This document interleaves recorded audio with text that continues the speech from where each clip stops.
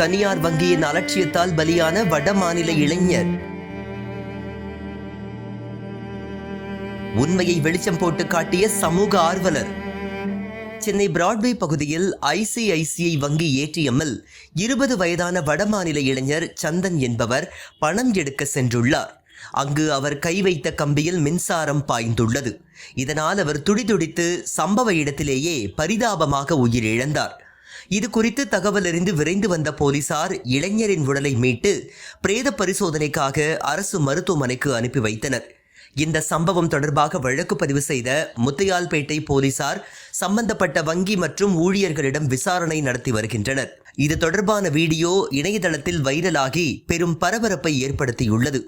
இது குறித்து அந்த வீடியோவில் பேசியுள்ள எஸ்டிபிஐ கட்சியின் தலைமை நிர்வாகியும் சமூக ஆர்வலருமான ராஜா முகமது அங்கு அன்று நடந்தது என்ன என்பது குறித்து தெளிவாக விளக்கியுள்ளார். இன்னைக்கு காலையில பிராட்வேல ஒரு பையன் கரண்ட் ஷாக் அடிச்சு இறந்ததா செய்திகள்லாம் நீங்க பார்த்திருப்பீங்க. அதுல பல மர்மங்கள் இருந்துச்சு. இப்போ எனக்கு ஒரு தெளிவு கிடைச்சது, அதை ஷேர் பண்றேன். காலையில முகநூல்ல போட்டிருந்த அந்த பதிவை பார்த்துட்டு அந்த சம்பவம் நடந்த எதிர் வீட்டுல தான் ஒரு பையன் ஆனா இந்த வீடியோ கொஞ்சம் பாருங்க, இந்த வீடியோ நான் எடுத்தேன் எங்க வீட்டுல தான் அப்படின்னு சொல்லி ஒரு வீடியோ காட்டினான். இப்ப இந்த வீடியோல நீங்க நல்லா பார்த்தா தெரியும், அந்த பேங்க் மேல இருக்க அந்த போர்டு லைட்ல தான் ஷார்ட் ஆகுது. அந்த பையனை காப்பாத்துறதுக்காக கட்டையை வச்சு அவங்க தள்ளுறாங்க. அப்ப ஷார்ட் ஆகுறது நல்லா தெரியுது. அப்ப அந்த பவர்ல இருந்து தான் வந்திருக்குன்றத ஊர்ஜனம் ஆயிடுச்சு. இந்த வீடியோ நாங்க போலீஸ்ட உடனே காட்டணும். போலீஸ் உடனே அப்ப இதுலதான் வந்திருக்குன்னு சொல்லி அவங்க பேங்க் ஸ்டாஃப் நாங்க அரெஸ்ட் பண்றோம். அதே மாதிரி எஃப்ஐஆர் 304ல இருந்தோம் செக்ஷன்ல போடுறோம் அப்படின்ற மாதிரிலாம் சொல்லிட்டாங்க. உடனே எல்லாருக்கும் தெளிவு கிடைச்சிச்சு. ஆனா அந்த 20 வயசு பையன் யூபிஎஸ் அந்த 20 வயசு பையன் அநியாயமா உயிர் போயிடுச்சு. இதுக்கு முழுக்க முழுக்க அந்த ஐசிஐசிஐ பேங்க் தான் காரணம். நான் பேரு சொல்றேன்னு நினைக்காதீங்க. அந்த போர்டு அங்கதான் இருக்கு, அந்த பேங்க்கும் அங்கதான் இருக்கு. நீங்க நல்லா விசாரிச்சுக்கோங்க. அந்த பேங்கோடைய அலட்சியம், அந்த பிரான்ச்சோடைய அலட்சியத்தனத்தால தான் இந்த உயிர் போயிருக்கு.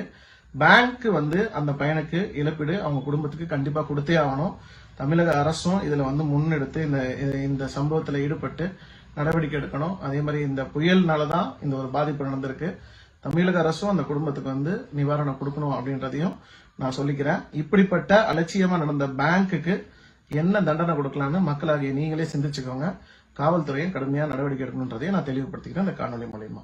தனியார் வங்கியின் ஏடிஎம்ஐ நிர்வகிக்கும் நிறுவனத்தின் அலட்சியத்தால் 20 வயதே ஆன இளைஞர் பலியாகி இருப்பது பொதுமக்களிடையே கடும் அதிர்ச்சியை ஏற்படுத்தியுள்ளது.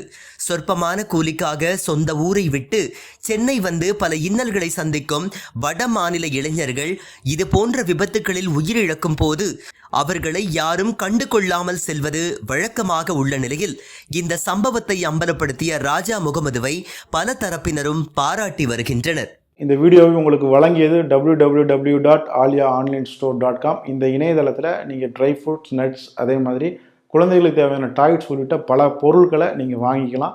ஒரு தடவை இந்த இணையதளத்தை விசிட் பண்ணி பாருங்கள்.